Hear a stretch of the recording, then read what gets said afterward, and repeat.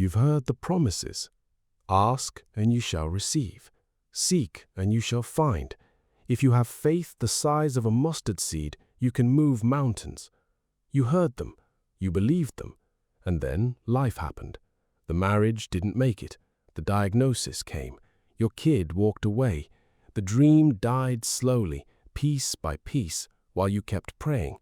And at some point, a point most people won't say out loud, you thought, something's off. Between what I was taught and what I'm actually living, something doesn't add up. I'm not going to tell you that you were wrong to think that. That tension is real, and it would be dishonest to pretend it isn't.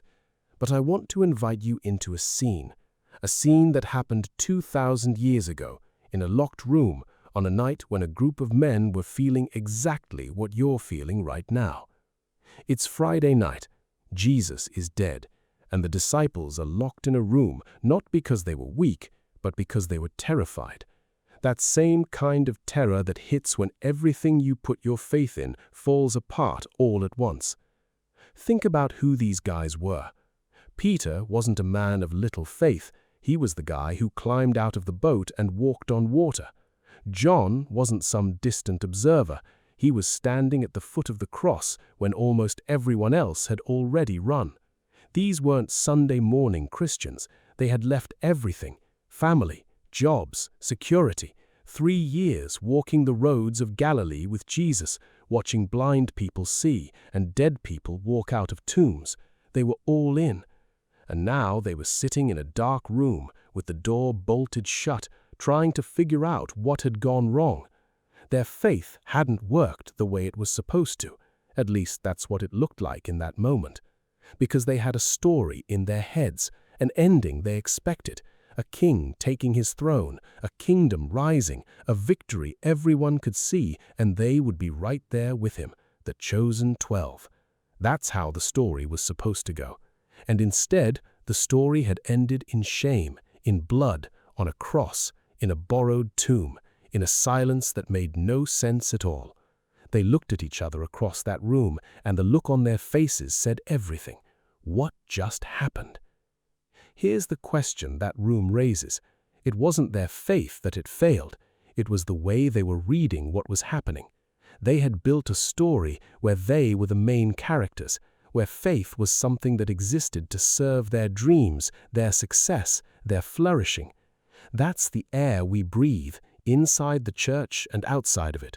But the Bible tells a completely different story, a story where God is the main character, where we are not the center, we are participants, loved, called, deeply significant, but participants in a plan that's way bigger than any of us can see.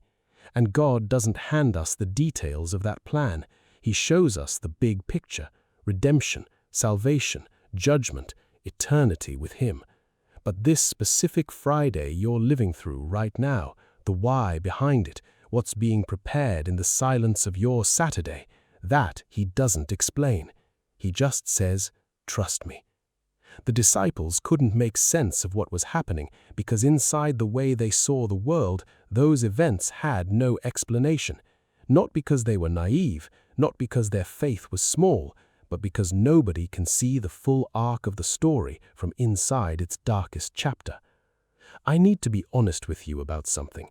This doesn't mean everything always ends the way we want it to. Some Fridays last for years. Some Sundays don't come the way we hoped, not in this life. There are prayers that don't get the yes we asked for. There are losses that don't get reversed. There are chapters that end without the resolution they felt like they deserved.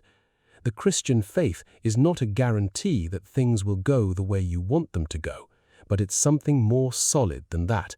It's the confidence that there is a God who is at the same time good, wise, and sovereign, and that He is steering a story whose ending is already written, an ending that is His glory and the eternal joy of His people.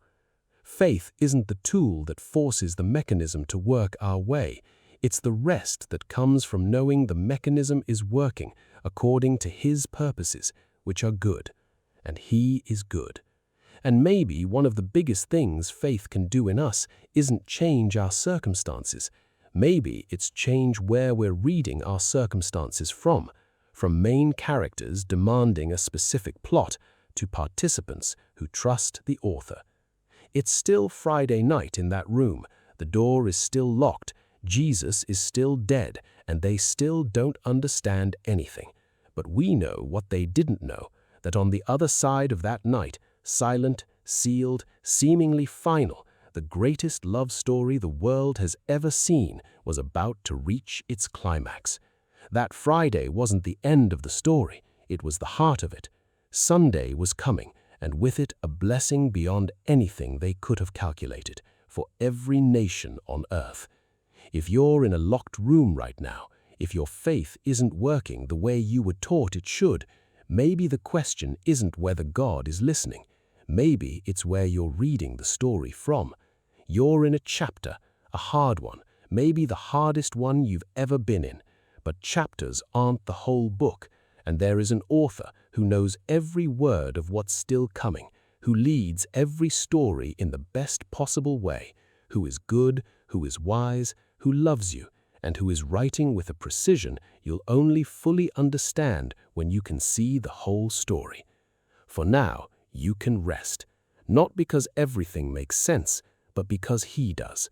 Trust him, friend, just trust him, because all things work together for good for those who love God.